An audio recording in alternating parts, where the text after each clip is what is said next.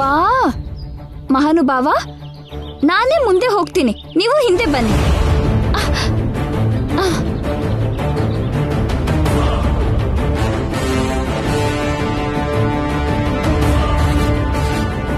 ಏನ್ರಿ ಇದು? ಏನ್ ಮಾಡಿದ್ರಿ? ಗಾಜಿನ ಚೂರು ಹಾಕಿದ್ದೀನಿ. ಉರುಳು ಸೇವೆ ಹೋಗಿ ರಕ್ತ ಸೇವೆ ಆಗತ್ತೆ ನೋಡು.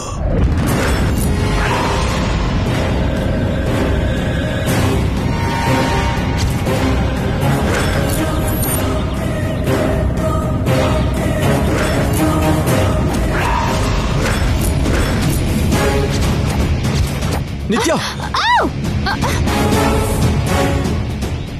ಏನ್ ಮಾಡ್ತಿದ್ದೀರಾ ನೀವು? ಸ್ವಲ್ಪನೂ ಬುದ್ಧಿ ಇಲ್ಲ ನಿಮ್ಗೆ. ಎಲ್ಲರೂ ನೋಡ್ತಿದ್ದಾರೆ ಅನ್ನೋ ನಾಚಿಕೆನೂ ಇಲ್ದೆ. ಅಲ್ಲೋಡು.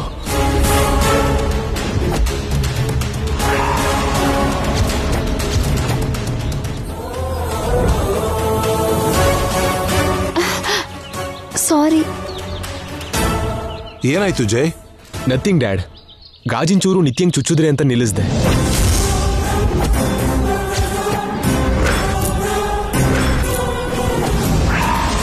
ಆಗ್ಲೇ ಇಲ್ಲಿ ಗಾಜಿನ ಚೂರು ಇರ್ಲಿಲ್ವಲ್ಲ, ಈಗ ಹೇಗ್ ಬಂತು? ಗಾಳಿಗೆ ಏನಾದ್ರೂ ಬಂದಿರ್ಬೇಕು ಅನ್ಸುತ್ತೆ. ಗಾಳಿಗೆ ಬರಕ್ ಅದೇನ್ ಹುಲ್ಲಲ್ಲ, ಗಾಜಿನ ಚೂರು. ಅದನ್ನ ತಗೊಂಡ್ ಬಂದು ನಾನೇ ಇಲ್ಲಿ ಹಾಕಿರೋ ತರ ಹೇಳ್ತಿದ್ರಲ್ಲ. ಇನ್ ಸಾಕ್, ಸುಮ್ನೆ ಇರಿ. ಯಾವಾಗ್ಲೂ ಗಲಾಟೆನೆ ನಿಮ್ದು. ಜೈ ನಿತ್ಯ, ಉರುಳು ಸೇವೆ ಮಾಡಿದ್ ಸಾಕು, ನಡೀರಿ ಪೂಜೆಗೆ ಹೋಗೋಣ. ಹೌದಮ್ಮ, ಈ ತರ ಉರುಳು ಸೇವೆ ಮಾಡೋದಕ್ಕಿಂತ ಪೂಜೆಗೆ ಹೋಗೋದೇ ಒಳ್ಳೇದು. ಇದನ್ನ ದೋಷಗಳನ್ನ ಕಳ್ಕೊಳಕ್ ಮಾಡ್ತಿರೋ ಹಂಗಿಲ್ಲ, ಇವರೇ ಹೋಗೋ ಆಗಿದೆ. ಬನ್ನಿ ಬನ್ನಿ, ಬಾ ಹೋಗೋಣ. ಬನ್ನಿ ಸರ್, ಬನ್ನಿ ಮೇಡಮ್. ನಿತ್ಯ ಏನಾದ್ರೂ ಇಲ್ಲಿ ಬಂದಿದ್ದಾಳ? ಬಂದಿದ್ರೆ ಇದು ಅವಳ ಕೆಲ್ಸನೇ ಆಗಿರತ್ತೆ.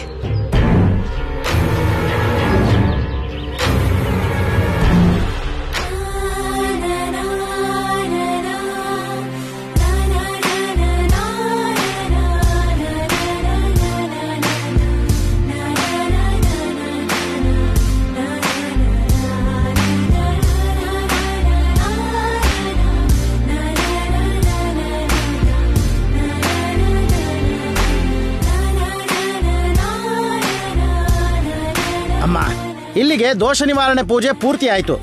ಎಲ್ರೂ ಹೋಗಿ ಊಟ ಮಾಡಿ, ನಿಮ್ಮಿಬ್ಬರನ್ನ ಬಿಟ್ಟು.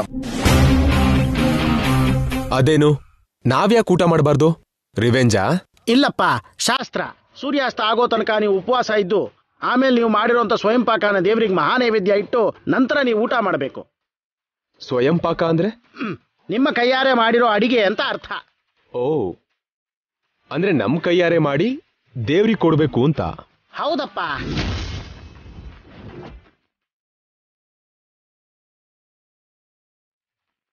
ಆದ್ರೆ ಅಲ್ಲಿ ತನಕ ನಾನಿರ್ತೀನಿ, ನಿತ್ಯ ಇರ್ತಾಳೋ ಇಲ್ವೋ ಗೊತ್ತಿಲ್ಲ. ನಾನು ಇರ್ತೀನಿ, ನಿಮಗೆ ಆಗುತ್ತೋ ಇಲ್ವೋ ಯೋಚನೆ ಮಾಡಿ.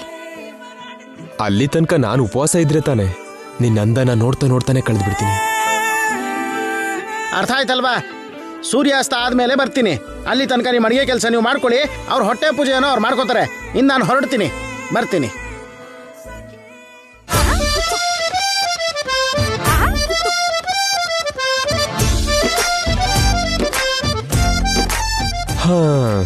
ನೀನ್ ಹೇಳಿದ್ದೆಲ್ಲ ತಂದಿದ್ದೀನಿ, ಇನ್ನೇನ್ ಬೇಕು? ಹೋಗಿ 3 ದೊಡ್ಡ ಕಲ್ ತಗೊಂಡ್ ಬನ್ನಿ. ಯಾಕೆ? ಒಲೆ ತಯಾರು ಮಾಡಕ್ಕೆ. ಹಾಗೆ ಒಣ ಕಟ್ಕಿನ ತಗೊಂಡ್ ಬನ್ನಿ. ಓಕೆ. ಸತ್ನಲ್ಲಪ್ಪ.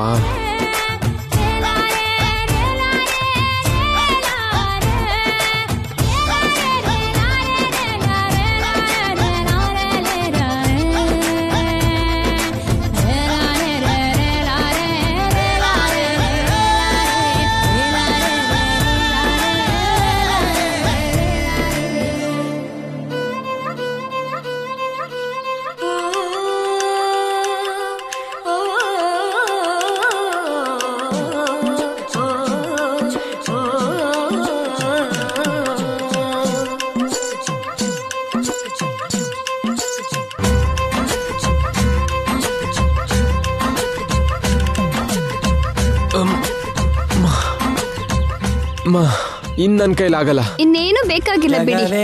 ನೀನು ಗೆಳತಿಯೇ, ನನ್ನ ಜೀವದ ಒಡತಿಯೇ,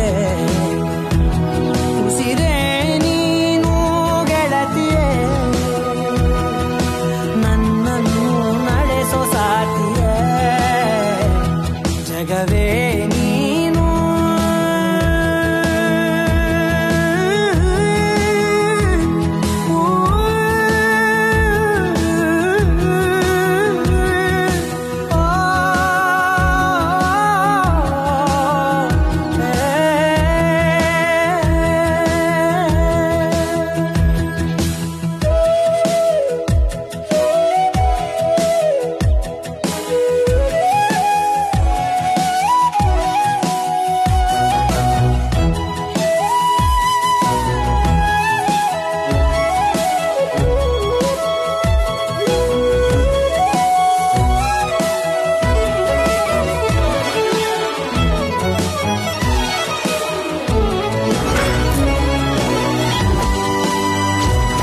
ಖುಷಿಯೆಲ್ಲ ಕಲೆ ಹಾಕಿ ನಿನಗಾಗಿ ನಾನು ಹೊತ್ತು ತರುವೆ ನಿನ್ನ ಕನಸೆಲ್ಲ ನಾನನಸು ಮಾಡುವೆ ಯಾರಿರಲಿ ಎದುರಲ್ಲಿ ನಾನೆಂದು ನಿನ್ನ ಮುಂದೆ ನಿಲ್ಲುವೆ ನೋವೆ ಬರದಂತೆ ಪ್ರತಿ ನಿಮಿಷ ಕಾಯುವೆ ನಡೆಯುವೆ ಜೊತೆ ನೆರಳಂತೆ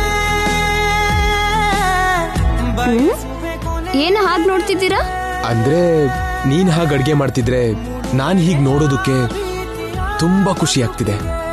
ಹಸ್ವಾಗ್ತಿದ್ದೆ ಅಂತ ಹೇಳಿ. ನಿನ್ನನ್ ಹೀಗ್ ನೋಡ್ತಿದ್ರೆ ಊಟ ನಿದ್ರೆ ಏನೂ ಬೇಡ.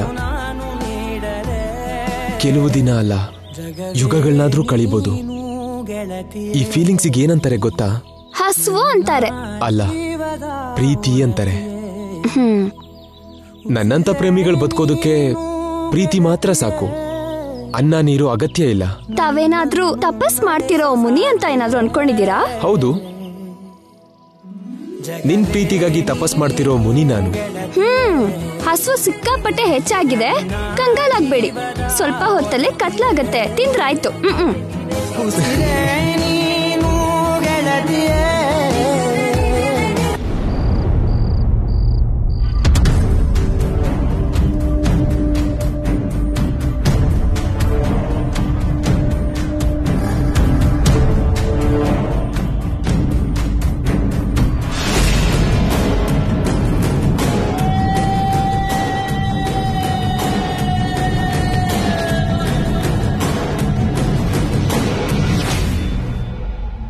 ಇಷ್ಟೊತ್ತು ಎಲ್ಲಿ ಹೋಗಿದ್ರಿ?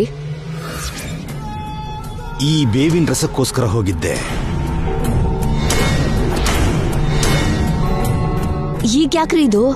ಆ ನೈವೇದ್ಯದೊಳಗೆ ಹಾಕೋದಿಕ್ಕೆ. ಅದ್ನ ಮಾಡಿದ್ದು ನಿತ್ಯ ಅಲ್ವಾ? ಈ ಬೇವಿನ ರಸನ ಯಾರು ನೋಡ್ದಿದ್ದ ಹಾಗೆ ಅದ್ರಲ್ಲಿ ಹಾಕೋಣ. ಅದ್ನ ತಿಂದು ಕಹಿ ಆಗಿದೆ ಅಂತ ಜೈ ನಿತ್ಯಾಗೆ ಬೈತಾನೆ. ಹೇಗಿದೆ ಪ್ಲಾನು? ಚೆನ್ನಾಗಿದೆ ಚೆನ್ನಾಗಿದೆ. ಆ ಶಾಸ್ತ್ರಿ ಬರೋದ್ರಲ್ಲಿ ಬೇಗ ಮಿಕ್ಸ್ ಮಾಡಿ ಬನ್ನಿ.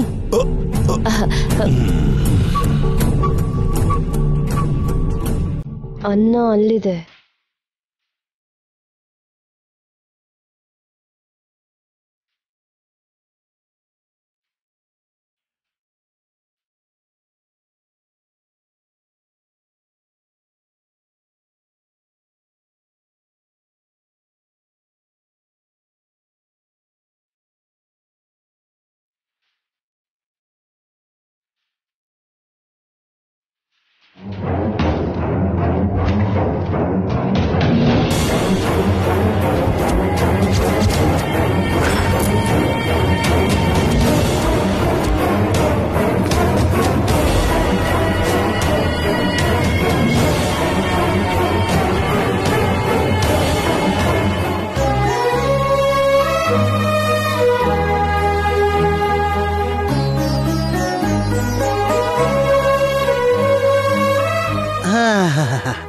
ಅಮ್ಮ, ಅಯ್ಯ, ನಾನ್ ಬರೋದು ಸ್ವಲ್ಪ ತಡ ಆಯ್ತು.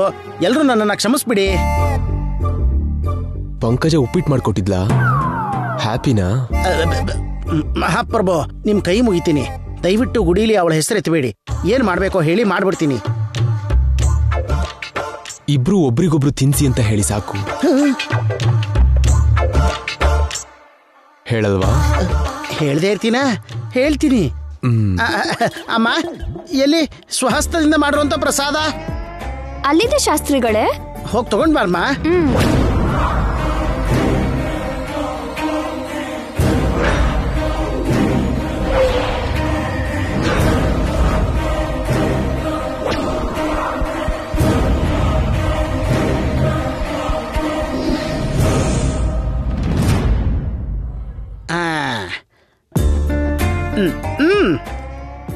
ಇದು ದೇವರಿಗೆ ಮಹಾ ನೈವೇದ್ಯ ಅಂತ ಇಡ್ತೀನಿ.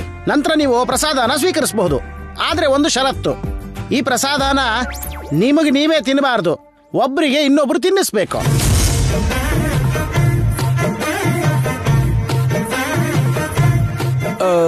ಇದೇನ್ ಪದ್ಧತಿ ಶಾಸ್ತ್ರಿಗಳೇ? ಶಾಸ್ತ್ರದಲ್ಲಿ ಹಾಗೆ ಇದೆಯಪ್ಪ. ನನಗೆ ಟೆನ್ಷನ್ ಕೊಡದೆ ಹೇಳ್ದಷ್ಟು ಮಾಡಿ ನೀವು.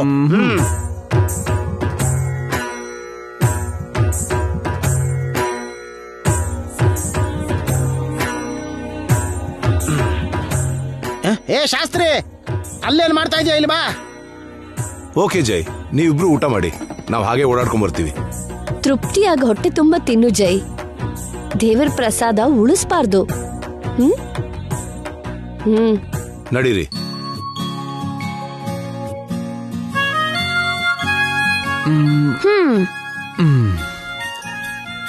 ಇದು ಕೂಡ ನಿಮ್ ಪ್ಲಾನ್ ಅಲ್ವಾ? ಒಬ್ರಿಗೊಬ್ರು ತಿನ್ಸೋದು ಪ್ಲಾನ್ ಹೇಗಾಗತ್ತೆ? ಪ್ರೀತಿ ಆಗತ್ತೆ. ನಾನ್ ತಿನ್ಸಲ್ಲ. ನಾನ್ ತಿನ್ನಿಸ್ತೀನಿ. ನಾನ್ ತಿನ್ನಲ್ಲ. ನಾನ್ ತಿಂತೀನಿ. ತಿನ್ನಿ. ನಿನ್ ಕೈಯಾರೆ ತಿನ್ಸಿದ್ರೆ ತಿಂತೀನಿ. ಯಾಕೆ? ನಿಮ್ ಕೈ ಖಾಲಿ ಇದೆಯಲ್ಲ? ನಿನ್ ಕೈ ಕೂಡ ಖಾಲಿನೇ ಇದೆಯಲ್ಲ. ನನಗಿಷ್ಟ ಇಲ್ಲ. ಹಸುವಾಗ್ತಿದೆ. ಆಹಾ, ಮತ್ತಾಗ್ಲೇ ಏನೋ ಅಂದ್ರಿ. ಪ್ರೀತಿಗೋಸ್ಕರ ತಪಸ್ ಮಾಡ್ತೀನಿ, ಅನ್ನ ನೀರು ಬೇಕಾಗಿಲ್ಲ, ಅಂದ ನೋಡಿ ಬದುಕ್ತೀನಿ ಅಂದ್ರಿ. ಆಗೇನೋ ಅಂದೆ, ರೇಗಿಸ್ಬಿಡ ನಿತ್ಯ. ಕಾಡಲ್ಲೇ ಹಸು ತೀರಿಸ್ತೋಳು, ಗುಡಿಲಿ ಅನ್ನ ಎದುರಿಗಿದ್ರು ತುತ್ಕೊಡಲ್ವಾ? ಪ್ಲೀಸ್, ನಿಜವಾಗ್ಲೂ ತುಂಬಾ ಹಸುವಾಗ್ತಿದೆ. ಯಾವ್ದಕ್ಕೂ ಬಗ್ಗಲ್ಲ, ಮಾತ್ ಮಾತ್ರ ಕೋಟೆ ದಾಟುತ್ತೆ. ತಿನ್ನಿ.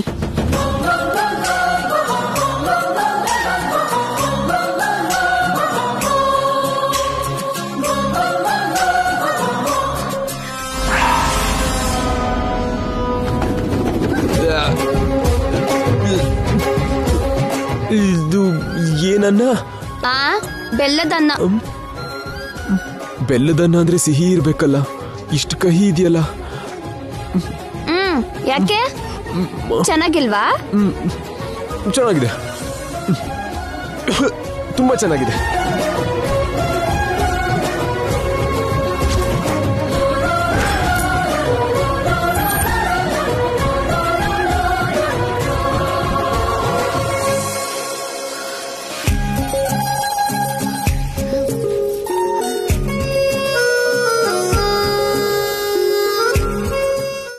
ಇನ್ ಸಾಕು, ಎದ್ದೇಳಿ.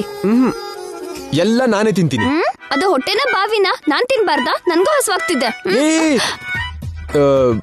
ನೀನ್ ಬೇರೆ ತಿನ್ನು, ಇದೆಲ್ಲ ನನ್ಗೆ ಕೊಡು. ಬೇರೆ ಅಲ್ಲ, ಈ ಪ್ರಸಾದನೇ ತಿನ್ಬೇಕು.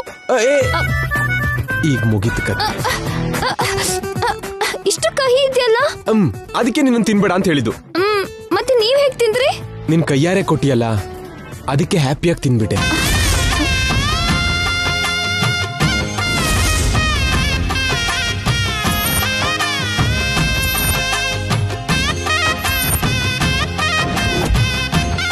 ಓಯ್, ಏನಾಯ್ತು ನಿತ್ಯ?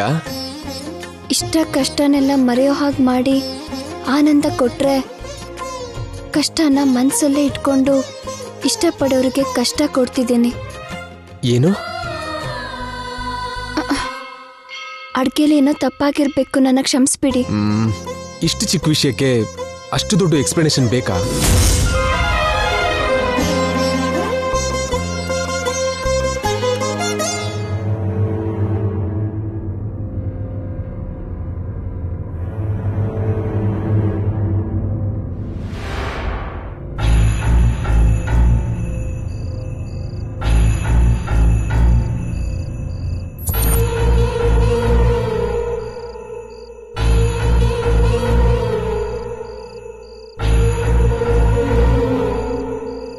ಅಜ್ಜಿ, ನಿದ್ದೆ ಮಾಡದೆ ಒಬ್ರೇ ಏನು ಯೋಚನೆ ಮಾಡ್ತಿದ್ದೀರಿ? ದೋಷ ಎಲ್ಲ ಪರಿಹಾರ ಆಯ್ತು, ಆದ್ರೆ ಶಾಪ ಹಾಗೆ ಇದೆಯಲ್ಲ ಜನಾರ್ದನ್. ದೋಷ ಹೋದಾಗೇನೆ ಶಾಪ ಕೂಡ ಹೊರಟೋಗ್ಬೋದಜ್ಜಿ. ಕಷ್ಟನೂ ಶಾಶ್ವತ ಅಲ್ಲ ಅಲ್ವಾ? ಆದ್ರೆ ಈ ಶಾಪ ವಂಶ ಪಾರಂಪರ್ಯವಾಗಿದ್ಯಲ್ಲ, ನನ್ ಭಯ ಇಲ್ಲ ಅದ್ರ ಬಗ್ಗೆ. ಭಯ ಭಯ ಭಯ, ಅದಕ್ಕಿದೆ ಅಭಯ ಅಭಯ ಅಭಯ.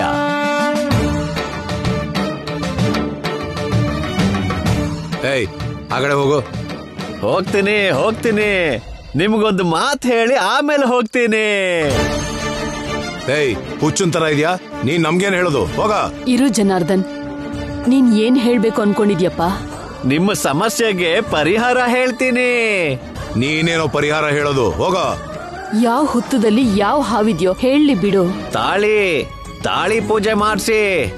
ತಲೆಮಾರಿಂದ ಬರ್ತಿರೋ ಕಷ್ಟ ತನ್ನಷ್ಟಕ್ಕೆ ತಾನೇ ದೂರ ಆಗತ್ತೆ, ದೂರ ಆಗತ್ತೆ, ದೂರ ಆಗತ್ತೆ. ಅದ್ವೈತ ಪ್ರಾಕಾರ. ತಾಳಿ ಪೂಜೆ ಅಂದ್ರೇನು?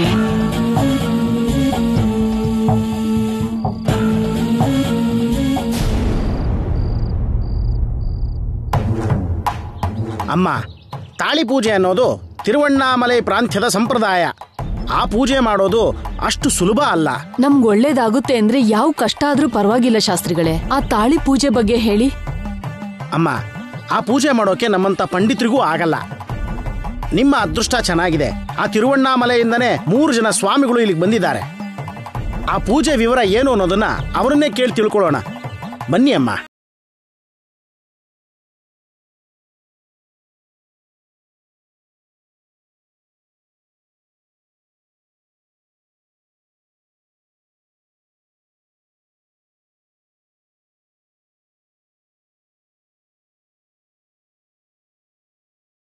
ಪೂಜೆ ಅಂದ್ರೆ ಮದುವೆಲಿ ವಧು ಕತ್ತಿಗೆ ವರ ಕಟ್ಟೋ ತಾಳಿಗೆ ಮಾಡೋ ಪೂಜೆ ಅಂತ ಅರ್ಥ. ಆ ತಾಳಿ ಪೂಜೆ ಮಾಡಿದ್ರೆ ಗ್ರಹದೋಷ ತೊಲಗಿ ಅವರ ವೈವಾಹಿಕ ಜೀವನ ದೀರ್ಘಕಾಲ ಚೆನ್ನಾಗಿರುತ್ತೆ ಅನ್ನೋದು ಒಂದು ನಂಬಿಕೆ.